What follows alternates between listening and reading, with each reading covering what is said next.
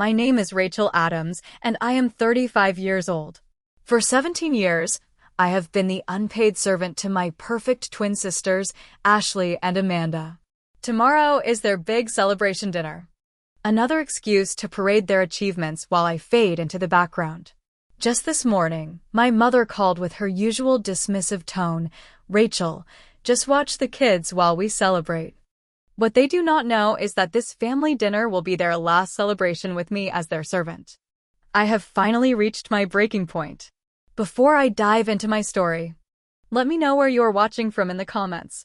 Hit that like button and subscribe if you have ever felt invisible in your own family. Trust me, this story of breaking free might be exactly what you need to hear today. I was born to Sarah and Thomas Adams in a small suburb outside of Boston. For 7 blissful years, I was their only child, the center of their universe.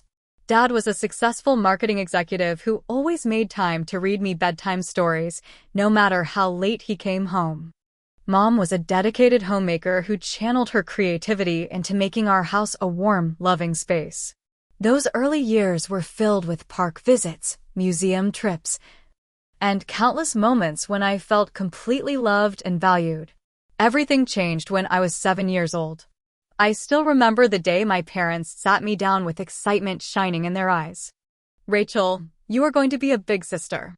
My mother's hand rested on her rounded belly as she explained that not one but 2 babies were growing inside. Twin girls. At first, I was thrilled at the idea of having little sisters to play with and take care of. 9 months later, Ashley and Amanda were born. Identical in every way with their wispy blonde hair and bright blue eyes.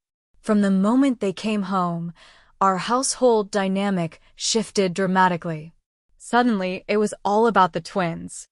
Visitors would coo over them, barely acknowledging my presence. "They are absolutely perfect," everyone would say, a phrase that would become the theme of their entire existence. My father tried his best to balance his attention, taking me for special daddy-daughter dates when he could. But even those became less frequent as the twins demanded more time and resources. My mother, overwhelmed with caring for 2 infants, began relying on me more heavily than any 7-year-old should experience. "Rachel, can you get the diapers?" "Rachel, watch the twins while I shower." "Rachel, be quiet. Your sisters are sleeping." These requests seemed reasonable at first, just a big sister helping out. I wanted to be useful, to make my parents proud. The twins grew from infants to toddlers, and their personalities blossomed. Ashley was the bold one, always charging ahead into new situations. Amanda was more calculated but equally determined. They were indeed remarkable children, quick to learn and charming when they wanted to be. I would sometimes catch glimpses of my father watching them with such pride it made my heart ache for the days when he looked at me that way. Then came the day that changed everything. I was 12, and the twins were 5. My father was driving home from a late meeting during a heavy rainstorm. The police officer at our door said he lost control of the car on a slippery curve. He died instantly. I remember my mother collapsing, and somehow, even at 12, I became the one holding our family together. The following months were a blur of grief and responsibility. My mother fell into a deep depression, often unable to get out of bed. I took on cooking simple meals, helping the twins get dressed for kindergarten, and trying to maintain some semblance of normalcy. "You are such a good girl, Rachel," relatives would say during their increasingly infrequent visits. Such a help to your poor mother. As my mother slowly emerged from the fog of her grief, a new family dynamic had solidified. The twins had become her source of comfort. Their achievements and milestones the only things that seemed to bring a smile to her face. "Look how well Ashley is reading," she would say. "Amanda has such talent with numbers." Their accomplishments, however small, were celebrated extravagantly, while my straight-A's and perfect attendance went unnoticed.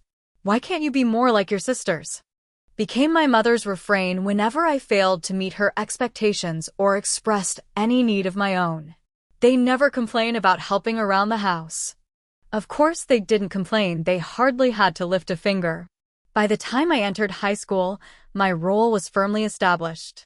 I cooked breakfast every morning, packed lunches for everyone, attended my classes, rushed home to start dinner, helped the twins with homework, and handled most of the cleaning. My mother worked part-time at a local boutique, but her migraines and anxiety attacks often left me managing the household alone. My own high school experience was a shadow of what it should have been. I joined the debate team because meetings were during lunch hours, the only time I had free. I turned down invitations to parties and football games because someone had to be responsible. I watched as other girls my age experienced the normal teenage milestones: dating, dances, driver's education, while I taught myself to balance checkbooks and meal plan on a tight budget. I did manage to form one close friendship with a girl named Megan who lived next door. She would sometimes come over to study, quietly helping me fold laundry while we discussed English literature or calculus problems. Through her, I got occasional glimpses of normal teenage life. During my junior year, a boy named David from my chemistry class asked me out. For 2 miraculous months, I experienced what it felt like to be a priority to someone. We would meet during lunch periods, and he would walk me partway home after school. But when he wanted more of my time, evenings, weekends, I couldn't give it to him. My family needs me, I explained. He couldn't understand. And honestly, why would he? He broke things off with a kind but firm conversation about needing a girlfriend who could actually spend time with him. That same year, the twins entered middle school and immediately became the stars of their grade. Ashley joined the cheerleading squad, while Amanda excelled in science competitions. Our home filled with their trophies and certificates, displayed prominently in the living room. My academic achievements, 4 years of perfect grades, were acknowledged with a distracted, "That's nice, honey," from my mother. I harbored a quiet hope throughout those years. Once the twins graduated high school, once they became adults, I would finally reclaim my life. I would go to college, perhaps move into a dorm, experience independence.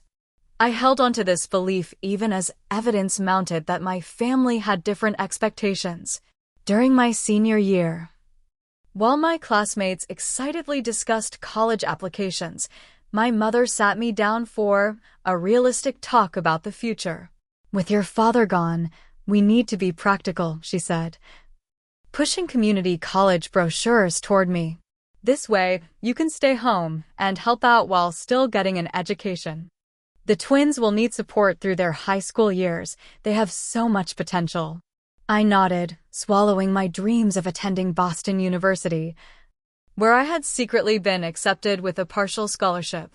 The choice had already been made for me, as it always was. As I predicted, the twins' high school years were a whirlwind of activities and achievements. Ashley became head cheerleader and prom queen, while Amanda was class president and science fair champion.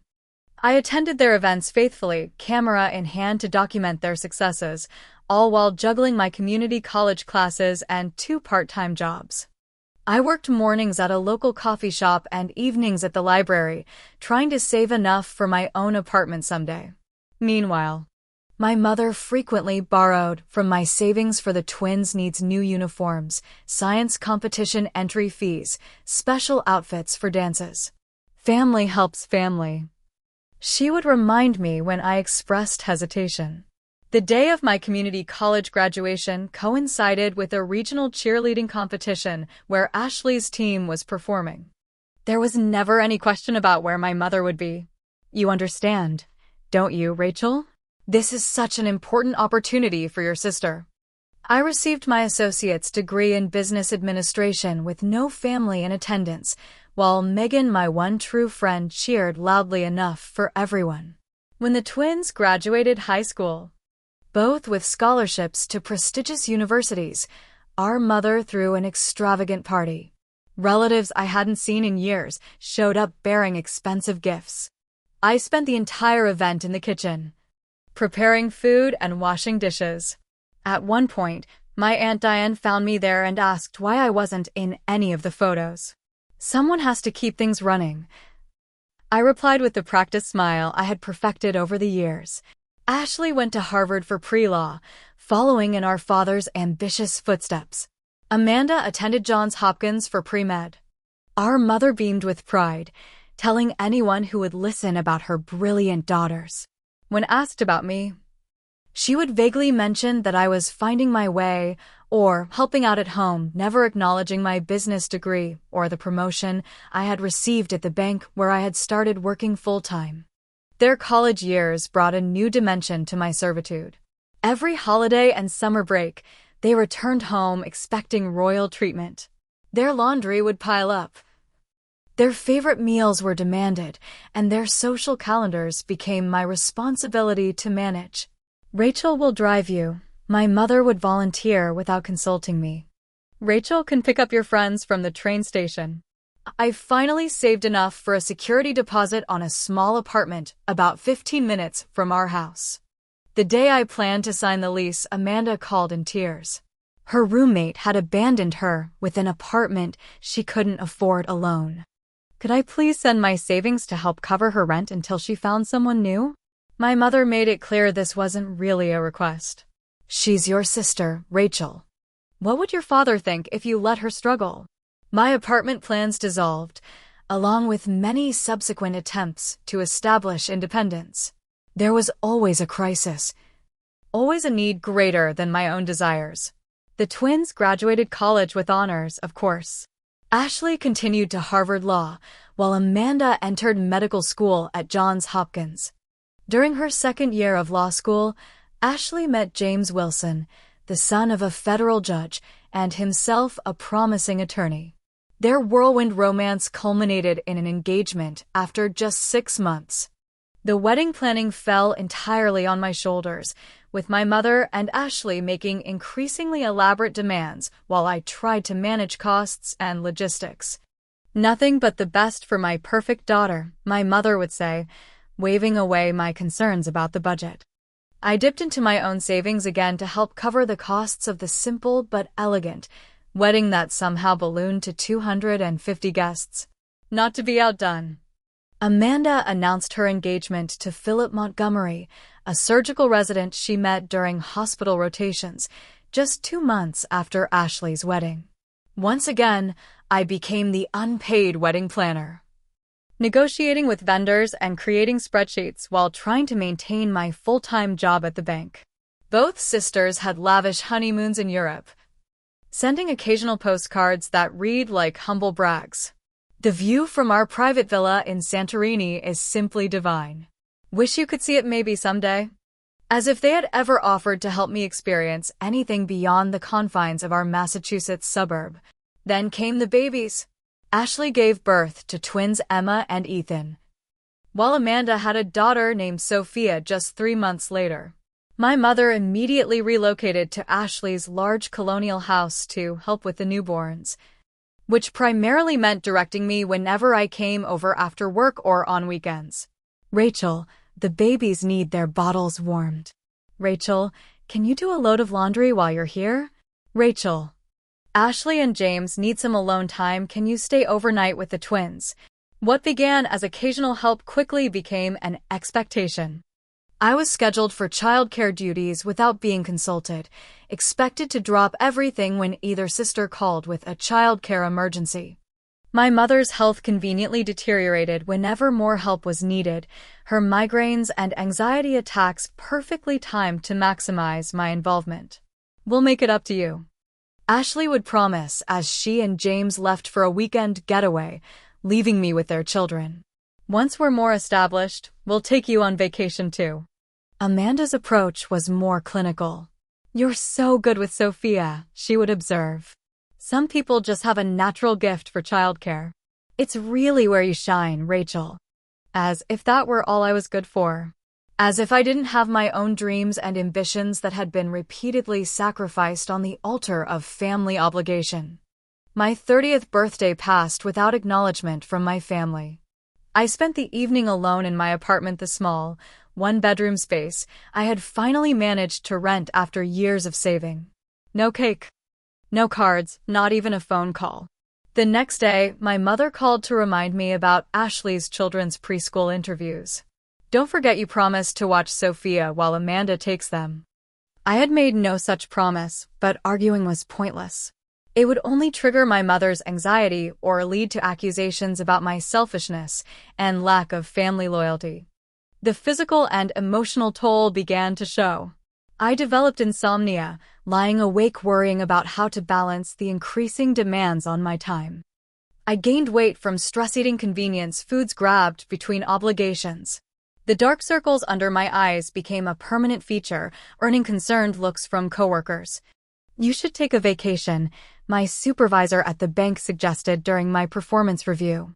You've accumulated weeks of unused time off. The irony wasn't lost on me.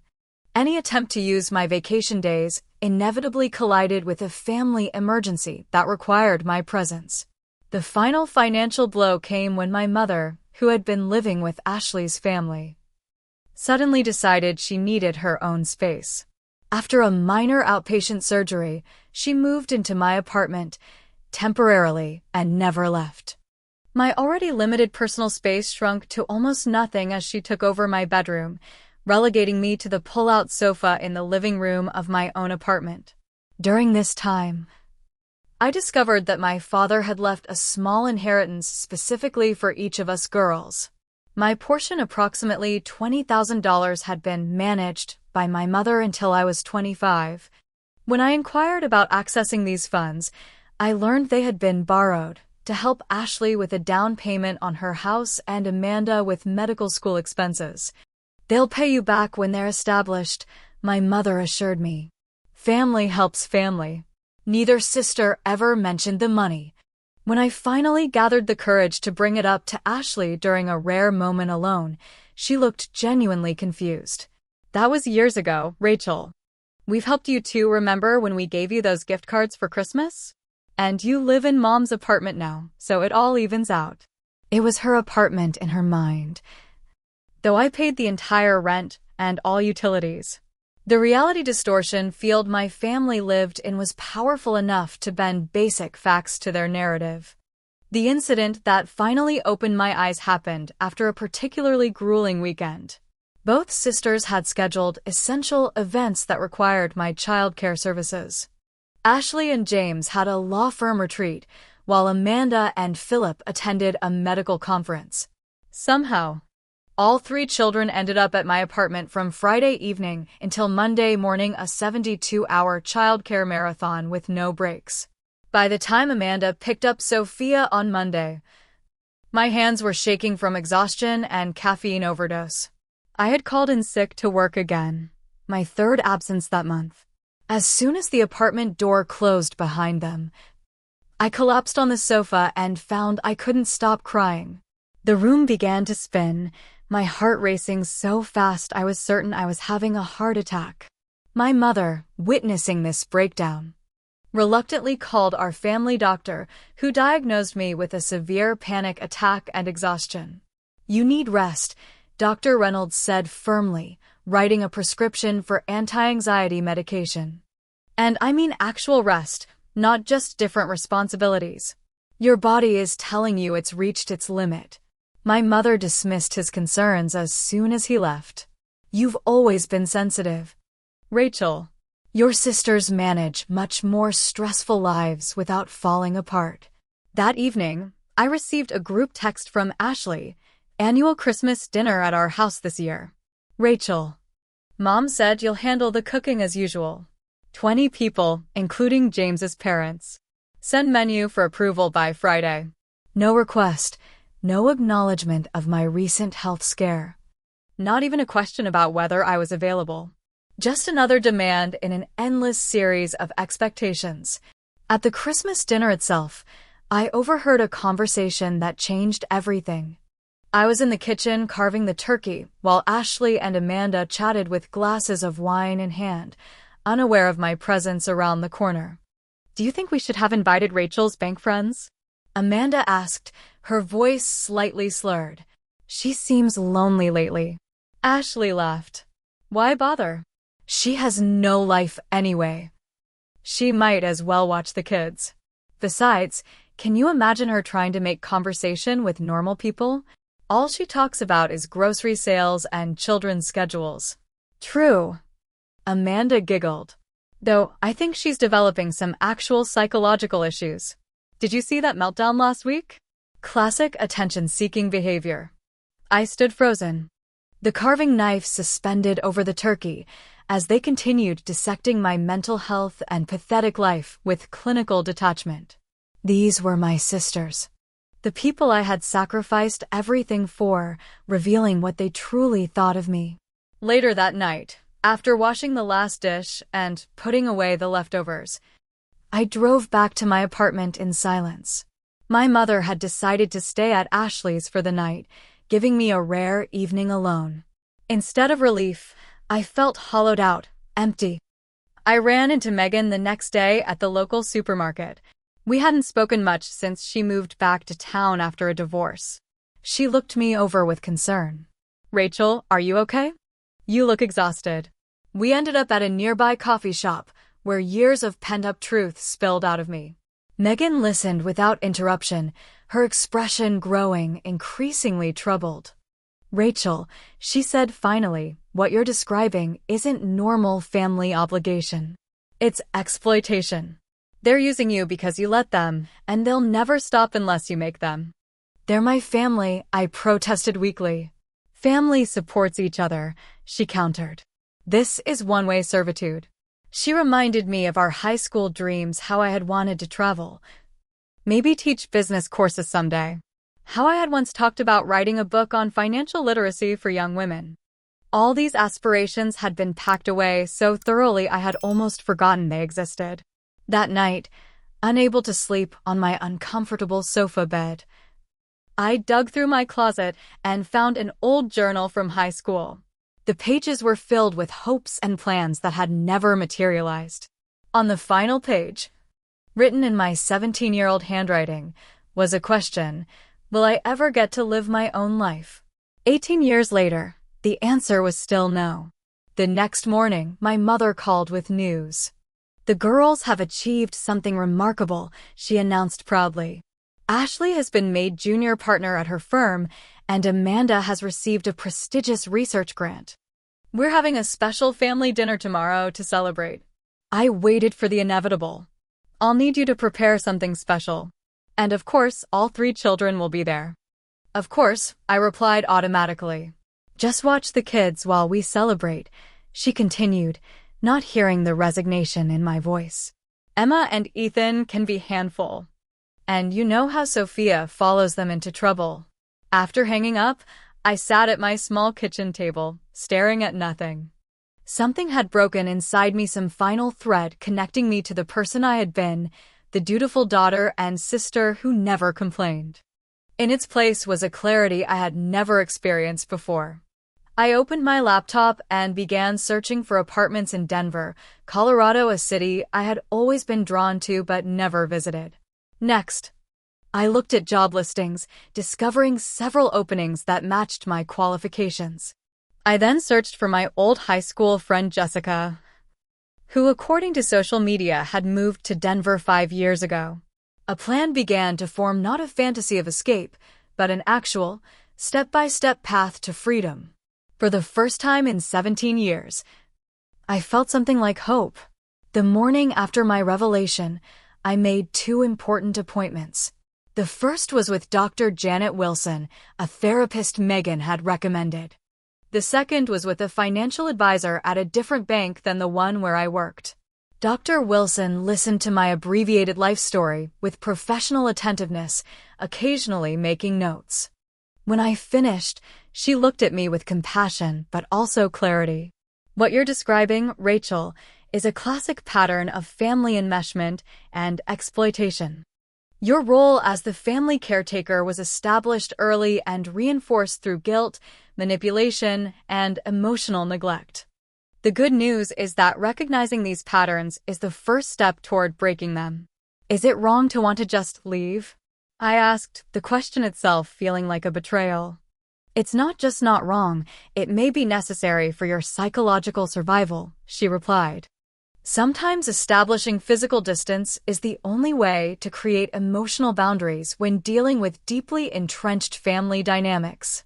The financial advisor was equally direct after reviewing my situation. I had approximately $8,000 in savings, not much for a fresh start, but enough if carefully managed. He helped me open a new bank account at an institution my family had no connections to, ensuring my mother couldn't access it as she had with previous accounts. You'll want to secure all your important documents, he advised. Birth certificate, social security card, passport if you have one. Keep them somewhere your family can't access. That evening, I reached out to Jessica through social media. We hadn't spoken in years, but she responded almost immediately to my message. After catching up briefly, I cautiously explained my situation and plans. I know this is a huge imposition, I wrote, but would it be possible to stay with you for a week or two while I get settled in Denver? I'm willing to pay rent, of course. Her response brought tears to my eyes.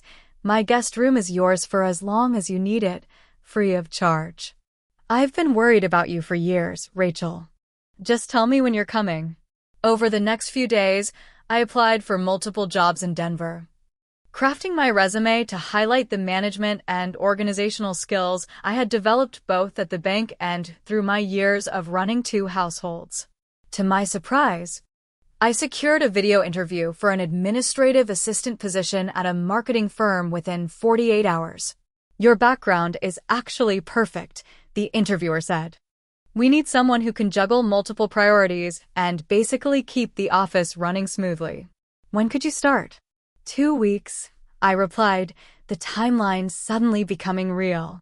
While preparing for my escape, I also had to plan the elaborate celebration dinner for my sisters. I created a detailed shopping list and menu, pretending everything was normal when my mother called 3 times daily with updates and changes. Ashley's in-laws are now coming, so we need to accommodate James's mother's gluten sensitivity, she informed me. And Amanda wants that special cranberry sauce you made last Christmas. Oh, and both girls want flower arrangements on the table. Nothing too fragrant, of course, because of Amanda's allergies. Of course, I replied, adding to my already extensive to-do list. Between shopping trips for dinner ingredients, I discreetly packed essential belongings and transported them to Megan's garage. She had offered to ship them to Denver once I was settled. I kept my packing minimal clothing, important documents, and a few sentimental items. The furniture in my apartment technically belonged to my mother anyway, another fact that had been conveniently rewritten in the family history.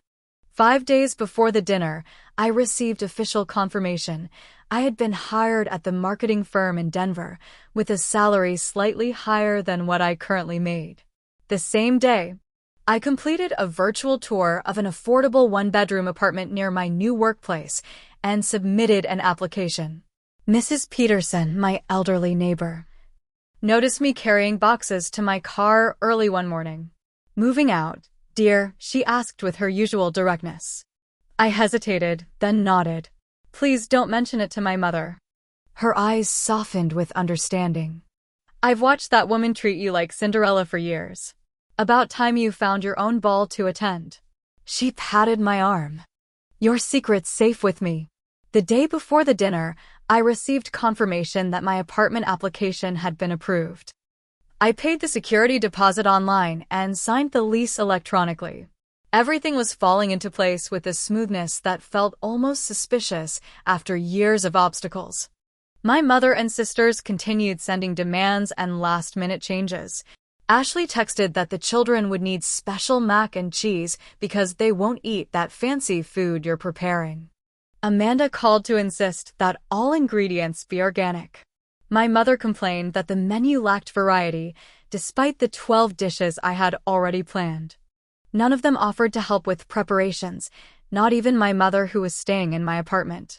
She spent the day before the dinner getting her hair done and shopping for a new outfit to wear, to properly celebrate my girls' achievements. That night, as I lay on the uncomfortable sofa bed for one of the last times, I felt strangely calm. The anxiety that had been my constant companion for years had been replaced by a steady determination. Tomorrow would be difficult, perhaps the hardest day of my life. But it would also be the first day of my actual life, not the one I had been assigned by family obligation, but the one I was choosing for myself. I reviewed my mental checklist. Apartment secured. Job confirmed. Temporary housing arranged. Essential belongings packed. The only thing left was to cook one final meal for my family and then tell them goodbye. I woke at 5:00 a.m. on the day of the dinner, a Saturday. My mother was still asleep in my bedroom as I quietly began preparations. The menu was ambitious: roast beef tenderloin, garlic mashed potatoes, glazed carrots, homemade rolls, 3 different salads, and 2 desserts. Plus the special mac and cheese for the children and various appetizers. For hours, I worked methodically, the kitchen becoming increasingly warm as multiple dishes cooked simultaneously. My mother emerged around 10 a.m., already dressed in her new outfit, makeup perfectly applied. "The table needs to be set," she remarked, pouring herself coffee from the pot I had brewed. "And don't forget, we need the good napkins." I brought them from Ashley's. She provided no help, instead calling my sisters repeatedly to coordinate their arrivals and seating arrangements. "Rachel has everything under control here," I heard her say. "You girls just focus on looking your best for the photos." Ashley and James arrived at 2 p.m., an hour late, with Emma and Ethan in tow. The children immediately began running through the apartment while Ashley critiqued my table settings. "These water glasses should be on the right," she said, rearranging my careful work.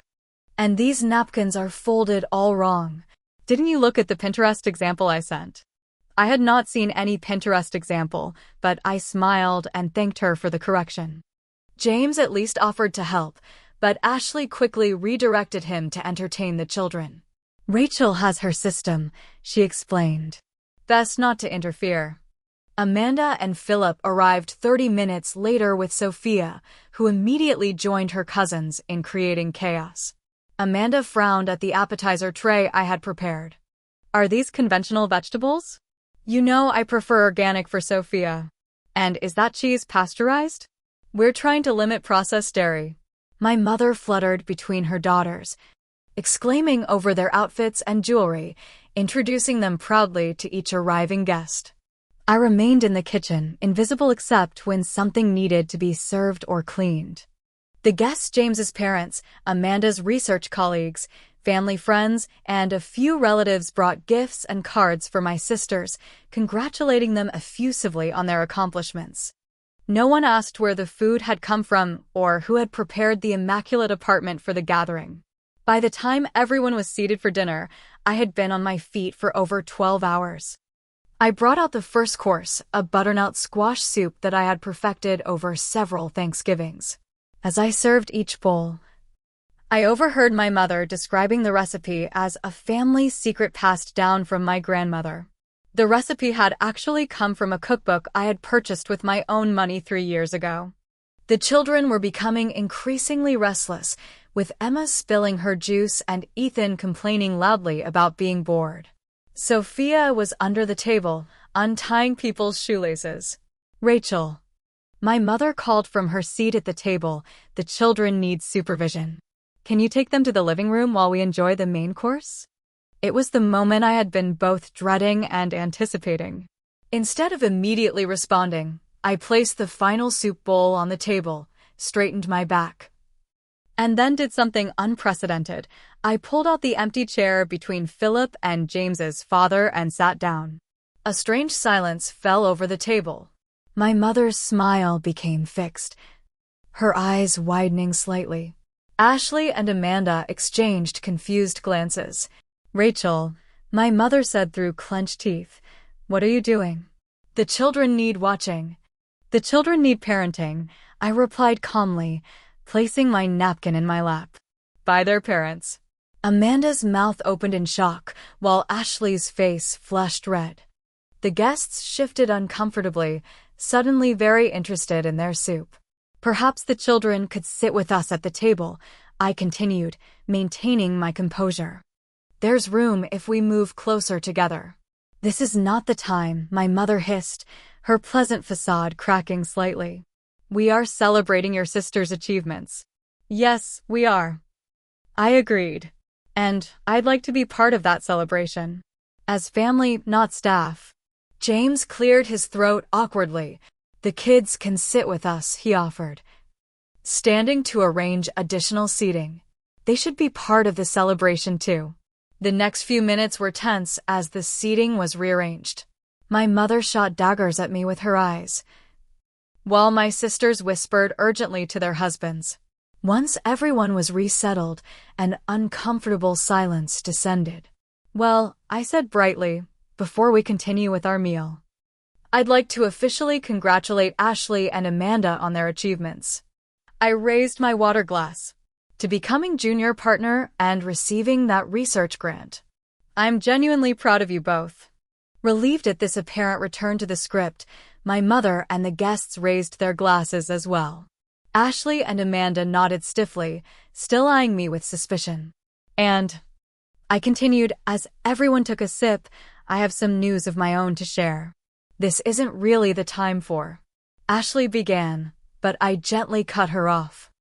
I've accepted a position with Westridge Marketing in Denver, Colorado. I start in 10 days. The silence that followed was absolute. My mother froze with her glass halfway to her lips. You've what? She finally managed. I've taken a new job. In Denver, I repeated. I've also leased an apartment there. I'll be moving next weekend. But that's not possible. Amanda sputtered. You can't just leave. Actually, I can, I replied, my voice steady despite my racing heart. I'm 35 years old. I've put my life on hold for 17 years while supporting this family. It's time for me to start living for myself. What about your job at the bank? My mother demanded, her face paling. I've submitted my resignation. And your apartment? Our apartment. The lease is in my name, and I'll be breaking it. You're welcome to take it over if you want to stay there.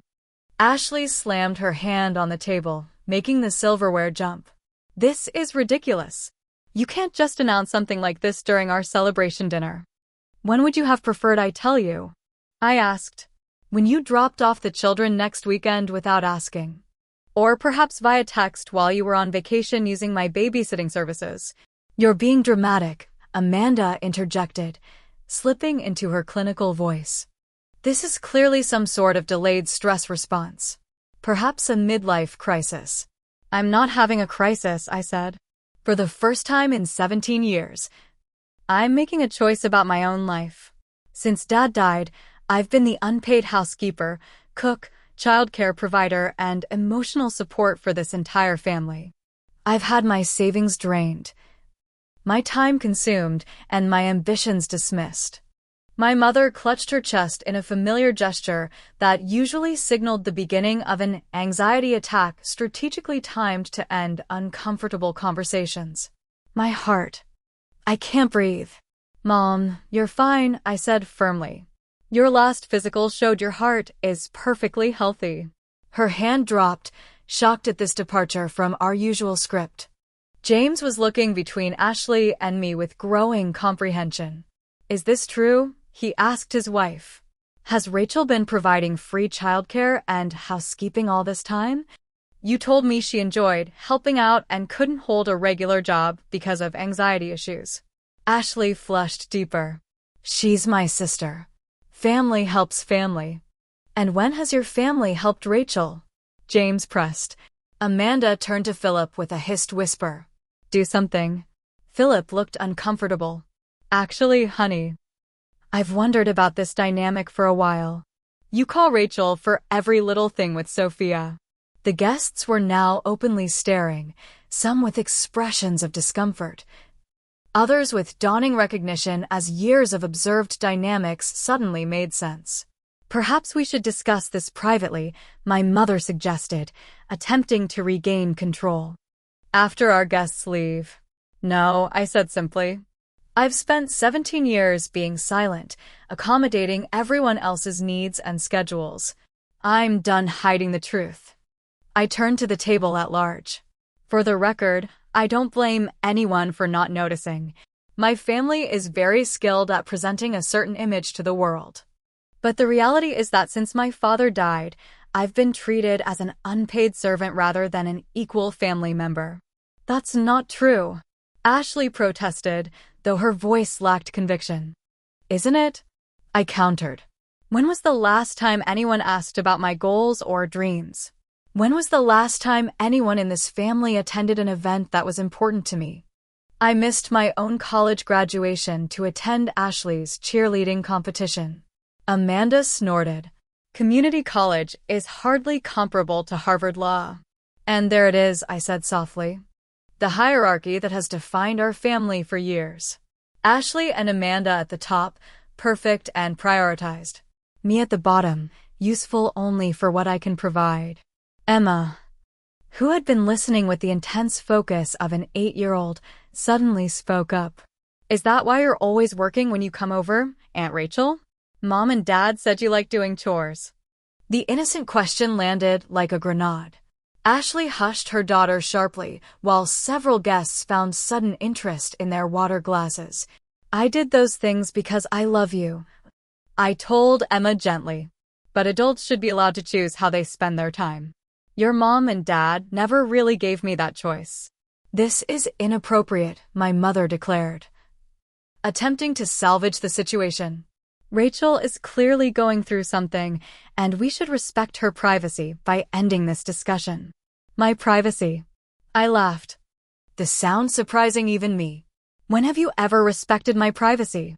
You moved into my bedroom without asking. You access my bank accounts. You schedule my time without consultation. Privacy has never been a concern where I'm concerned. The dinner was clearly beyond salvation.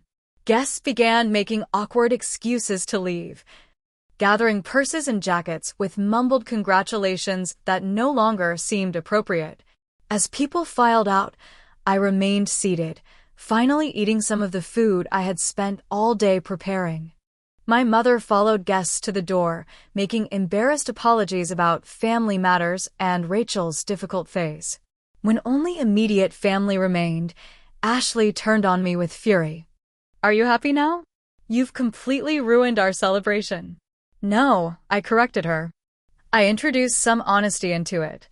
There's a difference. Amanda was typing frantically on her phone. I'm researching therapists who specialize in late-onset personality disorders. This behavior isn't like you, Rachel. That's because you've never known the real me, I replied. You've only known the version of me that serves your needs. My mother returned from seeing off the last guests, her face pale but composed. We'll discuss this tomorrow when you've calmed down. Clearly, you're overwhelmed and not thinking clearly. I'm leaving tonight, I informed her. I've already packed what I need. Jessica is expecting me. Jessica? From high school? Ashley scoffed. You haven't seen her in years. Actually, we've reconnected. She's been very supportive of my decision. My mother collapsed into a chair, all pretense abandoned. You can't do this to me.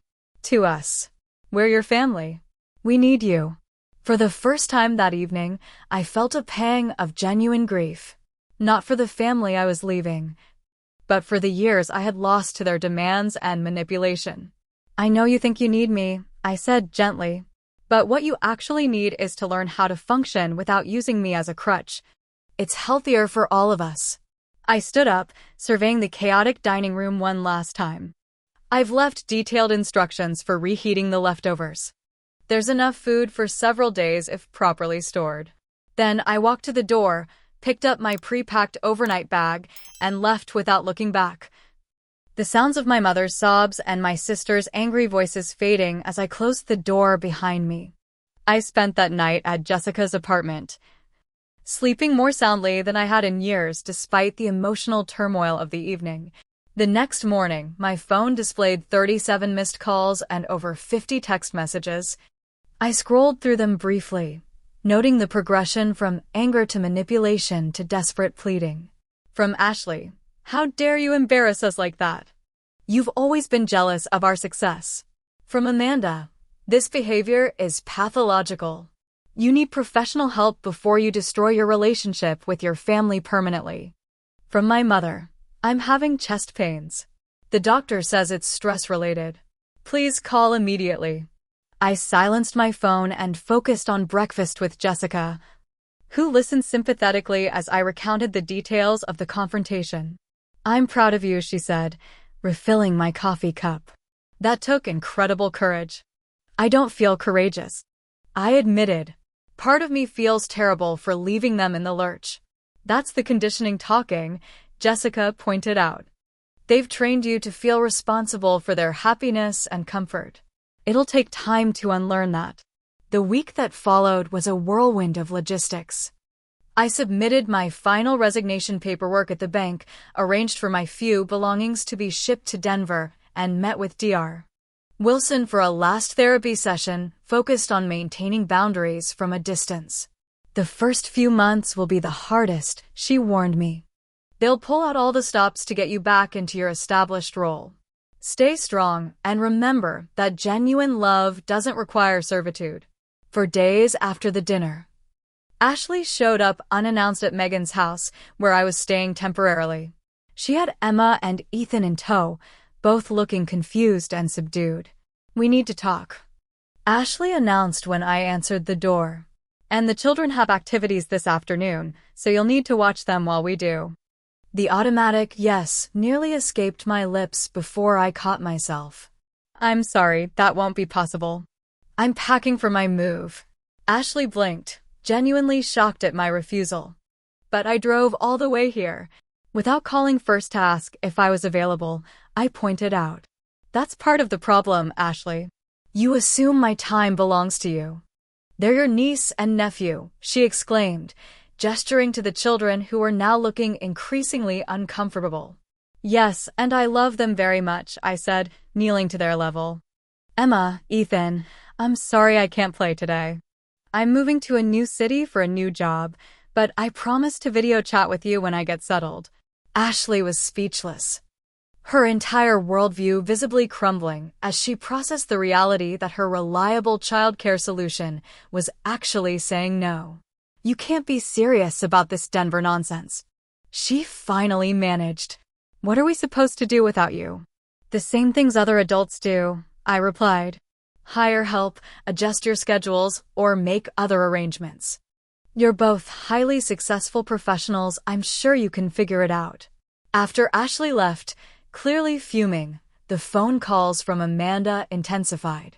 Her approach was more clinical, analyzing my psychological break and offering long-distance diagnosis of various disorders that might explain my aberrant behavior. The inability to maintain attachment to family units often stems from unresolved childhood trauma, she explained in one particularly condescending voicemail. I've consulted with a colleague who specializes in personality disorders, and he agrees that your sudden departure displays classic symptoms of borderline tendencies. I deleted the message without responding. My mother's tactics were more direct. She simply moved into Ashley's house and claimed to be bedridden with grief and anxiety. According to the tearful messages she left daily, her blood pressure was dangerously high, she couldn't eat, and she feared she might not wake up tomorrow. When I finally called her back briefly to confirm my departure date, she sounded surprisingly energetic until she realized who was calling. Her voice immediately weakened to a tremulous whisper. Rachel, thank God. I've been so worried. When are you coming home? I'm not coming home, Mom. I'm moving to Denver on Saturday as planned. But what about me? What about your sisters? The children? You all managed perfectly well when it served your interests, I reminded her. You'll manage now too. I arrived in Denver on a sunny Saturday afternoon. Jessica met me at the airport, her familiar face a welcome sight after the emotional turbulence of the past week. We drove directly to my new apartment, a modest but clean one-bedroom unit in a pleasant neighborhood close to downtown. Welcome to your new life, Jessica said, helping me carry my 2 suitcases inside. The apartment was empty except for a basic bed and dresser I had ordered online for delivery. The blank walls and empty spaces felt not desolate, but full of possibility. For the first time, I would decorate according to my own taste, without considering anyone else's preferences or needs. My first day at Westridge Marketing arrived quickly. I dressed in a new outfit purchased specifically for this fresh start and arrived 15 minutes early, feeling both nervous and exhilarated. Sarah Donovan, my new supervisor, greeted me warmly. "We're so glad you're here, Rachel. Your experience is exactly what we needed." The office was busy but welcoming, with my colleagues stopping by throughout the day to introduce themselves. By lunchtime, I had been invited to join a group at a nearby cafe, where the conversation flowed naturally around office dynamics, Denver restaurants, and weekend plans. "We usually do happy hour on Fridays," explained Tara, a graphic designer who had taken the desk next to mine. "You should join us this week. It's a great way to get to know everyone outside work." A social invitation with no strings attached. No childcare expectations, no family obligations lurking in the background. "I'd love to," I replied, meaning it. The calls and messages from my family continued, though with decreasing frequency as they gradually accepted that my move was not a temporary tantrum, but a permanent change. Each family member adjusted differently to my absence. Ashley, predictably, was the first to arrive on my doorstep unannounced, 3 weeks after I had settled in Denver. She had flown in for the day, leaving the children with James, and appeared at my apartment with a determined expression. "This has gone on long enough," she announced when I opened the door. "The children miss you, and Mom is practically living with us now. This little independence experiment needs to end." I invited her in, offered coffee, and listened calmly as she listed all the ways my departure had inconvenienced the family. The household was in chaos. The children were misbehaving. My mother was constantly anxious. Amanda was working fewer hours to help with childcare. "And you think this is my responsibility to fix?" I asked when she finally paused for breath. "Of course it is. You've always handled these things. It's what you do." "It's what I did," I corrected her. "Not what I do anymore." She stared at me as if I had started speaking a foreign language. "But we're family." "Yes, we are. And family should support each other's growth and happiness, not exploit one member for everyone else's convenience." Ashley left without resolving anything, but her visit marked a turning point. Upon returning home, she apparently had a serious discussion with James, who, according to a surprisingly civil email he sent me later, was appalled at how the family had treated me over the years. "I honestly had no idea," he wrote. "Ashley presented your relationship very differently. We're working with a family therapist now, and I'm making sure the children understand that household responsibilities are shared, not delegated based on gender or birth order." Amanda maintained a clinical distance, sending formal emails inquiring about my mental health journey and offering referrals to colleagues in Denver. When I responded with positive updates about my job and new friends, she usually didn't reply. But after about 2 months, Philip reached out independently. "Amanda won't admit it," his message read, "but hiring full-time household help has been eye-opening for her. The nanny costs a fortune and still doesn't do half of what you apparently managed on your own. She's processing a lot of guilt, though she'd never say so directly." My mother was the slowest to adjust. Her health complaints escalated dramatically during the first month, with Ashley reporting multiple emergency room visits for symptoms that mysteriously resolved once the doctors began running tests. She refused to speak to me directly for weeks, instead relaying messages through my sisters about her deteriorating condition. When we finally did speak by phone, nearly 2 months after my departure, her approach had shifted from health crises to nostalgia. "Don't you miss us at all?" she asked plaintively. "Don't you miss home?" "I miss certain things," I acknowledged. "But I don't miss being taken for granted or treated as an unpaid servant." "We never saw you that way," she protested weakly. "Maybe not consciously," I conceded. But that was the reality. Gradually, painfully, a new family dynamic began to emerge. Ashley hired a part-time housekeeper and enrolled the children in after-school programs. Amanda adjusted her work schedule to accommodate more family time. My mother, finding herself without an audience for her health complaints, reluctantly began attending a senior center where she discovered a talent for watercolor painting.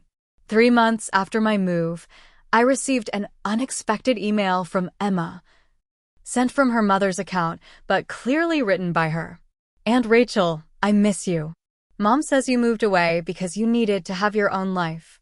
Dad says we didn't treat you very nice before. I'm sorry. Can we video chat sometimes? Love, Emma." That first video chat led to a weekly tradition.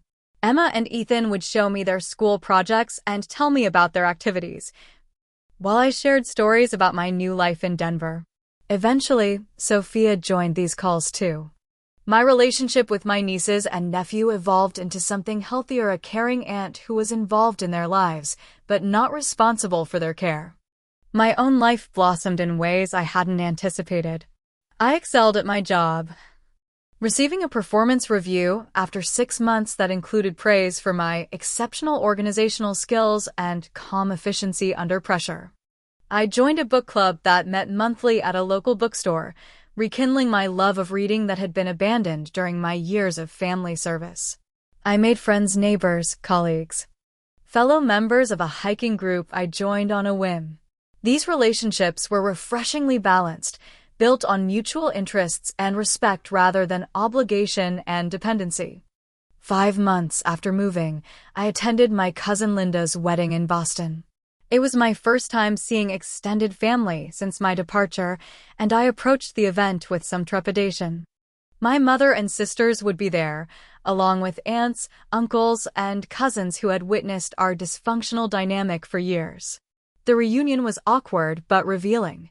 My mother introduced me stiffly to relatives who already knew me, as if unsure how to categorize me now that I was no longer her assistant. Ashley and Amanda maintained a careful distance, converging in whispered conversations whenever I spoke with other family members. But something fundamental had changed. For the first time at a family gathering, I was not automatically assigned to the kitchen or childcare duties. When Aunt Judith casually suggested I help serve the coffee, Uncle Robert intervened. "Rachel's a guest today. Same as the rest of us," he said firmly. "I'm sure the catering staff has it covered."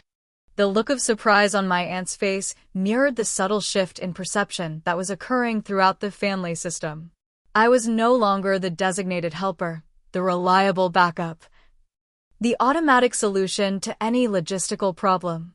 I was simply Rachel, a daughter, sister, aunt, and cousin who had the same right to enjoyment and leisure as everyone else. 6 months after my move to Denver, I celebrated my first real birthday in years. No family drama, no obligation to serve others. Just a gathering of new friends at a local restaurant followed by drinks at my now fully furnished apartment. Jessica, who had become a regular visitor, presented me with a framed photo of the two of us from high school graduation. "To remind you how far you've come," she said, "and that you always had it in you." My professional life flourished in ways I hadn't dared to imagine. The organizational skills I had developed managing 2 households transferred perfectly to office administration. 3 months after my initial hiring, I was promoted to office manager with a substantial salary increase. For the first time, I had financial security that didn't depend on careful budgeting around others' needs. My apartment gradually transformed from an empty shell into a true home. I painted the walls a soft sage green, hung artwork that spoke to me rather than bland family photos, and arranged furniture to suit my preferences. Every decision, from the type of coffee maker to the brand of sheets on my bed, was made solely according to my tastes and needs. New friendships developed naturally. My neighbor Dylan introduced me to his running group, which met 3 mornings a week at a nearby park. Tara from work invited me to her book club. I even joined a community cooking class, reclaiming my enjoyment of food preparation now that it was a choice rather than an obligation. Through these connections, I met Michael, a high school English teacher who shared my love of classic literature and hiking. Our first date was refreshingly simple coffee at a local cafe, followed by a walk around the neighborhood. No elaborate planning, no underlying agenda, no need to check if someone else needed me elsewhere. "You seem surprised when people listen to you," he observed during our third date, after I had shared an opinion about the film we'd just watched. "Do I?" I asked, startled by his perception. "You get this look like you're waiting for someone to interrupt or dismiss what you're saying," he explained. "But your thoughts are worth hearing."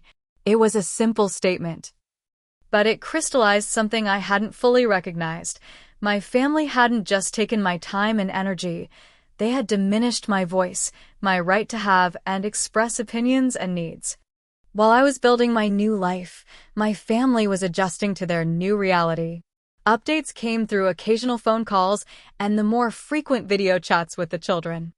Ashley had hired a part-time nanny and a weekly cleaning service, finally recognizing the actual cost of the services I had provided for free. According to James, who had become an unexpected ally, she was coming to terms with some uncomfortable realizations about how she's viewed household work and childcare. Amanda maintained her clinical distance, but her husband Philip reported that she had reduced her work hours to spend more time with Sophia. "I think she's realizing what she missed by outsourcing so much of Sophia's early care to you," he said during a rare phone conversation, though she'd never admit it directly. My mother's adjustment was the most dramatic. Forced to develop actual relationships with her grandchildren rather than supervising my interactions with them, she discovered genuine connections. She moved into a senior living community near Ashley's house, where, according to reluctant reports from both sisters, she had developed friendships and hobbies of her own. "She's taking a painting class," Ashley mentioned during one of our now monthly phone calls. "And she joined some book club for seniors. It's weird seeing her have her own interests." I recognized the irony but chose not to point it out. My mother was 72 years old and finally developing an identity separate from her role as mother and grandmother. Better late than never. The true test of our evolving family dynamic came during the winter holidays. After much consideration, I decided not to travel to Boston, instead accepting an invitation to join Jessica's family gathering in Denver. It was my first holiday completely separate from my biological family, a boundary that would have been unthinkable a year earlier. The decision triggered predictable responses. My mother called in tears, Ashley sent accusatory texts, and Amanda emailed a psychological analysis of holiday avoidance behaviors. I acknowledged their disappointment, but held firm to my decision. To my surprise, it was Ashley who reached out first after the holidays, her tone markedly different from her initial angry messages. "James and I have been in marriage counseling," she admitted, sounding uncomfortable with the disclosure. "The therapist has helped us see some patterns in how we functioned as a family. I'm not good at apologies, but I'm starting to understand why you left the way you did." It wasn't a full acknowledgement of the harm done, but it was a start. A small crack in the facade that had protected my sister from recognizing her role in my exploitation. Even more surprising was an email from Emma, Ashley's daughter, sent from her school account. "Mom is learning to cook now that you're gone. She burns stuff a lot, but Dad says we have to eat it anyway to be supportive. I'm helping with the dishes because Mom says everyone has to do their share now. I miss you, but I understand why you needed your own place." Out of the mouths of children came the simplest recognition of the truth I had tried to convey. In the spring, nearly a year after my departure, I agreed to a visit from Emma and Ethan. Ashley would bring them to Denver for a long weekend, staying at a hotel while I spent time with the children. It would be our first in-person contact since my abrupt departure. The reunion was awkward but healing. Ashley seemed smaller somehow, less certain of her place in the world. The children were excited to see my apartment and explore Denver with their aunt. We visited the zoo, hiked in a nearby state park, and baked cookies in my kitchen not because I was assigned childcare duty, but because I wanted to share these experiences with them. On their final evening, after the children had gone to bed in their hotel room, Ashley and I sat in the hotel lobby with cups of mediocre coffee. "You seem happy," she said, studying my face. "Happier than I've ever seen you." "I am," I confirmed. "For the first time, I'm living my life rather than managing everyone else's." She nodded slowly. "I didn't see it before. How much we all took from you. I just thought that was your role. The reliable one. The one who never needed anything." "Everyone needs something," I replied. I needed to be seen as a person with my own dreams and value, not just as a resource to be used. "I get that now. Or I'm trying to."